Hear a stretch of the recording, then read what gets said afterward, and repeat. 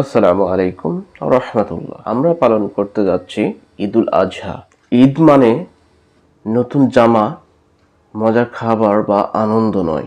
ঈদুল আজহা আমাদের শেখায় কিভাবে আল্লাহকে সন্তুষ্টি করতে হয়। আজহা আমাদের শিক্ষা দেয় যে আল্লাহর সন্তুষ্টির জন্য সবকিছু ত্যাগ করতে হয়। হযরত ইব্রাহিম আলাইহিস সালাম তার সবচেয়ে প্রিয় জিনিস নিজের সন্তান ইসমাইল আলাইহিস সালামকে আল্লাহর নির্দেশে কুরবানি দেওয়ার জন্য প্রস্তুত করেছিলেন। এই ঈদ আমাদের আত্মত্যাগের শিক্ষা দেয়, যেখানে ভালোবাসা, ঈমান ও আল্লাহর প্রতি পূর্ণ আনুগত্যই সবচেয়ে বড়। আমরা কুরবানি করি, কিন্তু আসল কুরবানি হলো হৃদয়ের অহংকার, হিংসা ও গীবত ত্যাগ করা।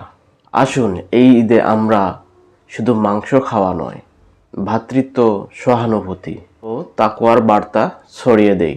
ঈদুল আজহার এই দিনে আপনাকে ও আপনার পরিবারকে জানাই আগাম ঈদ মোবারক। সবাই ভালো থাকবেন। আসসালামু আলাইকুম রহমতুল্লাহি ওয়া বারাকাতুহু।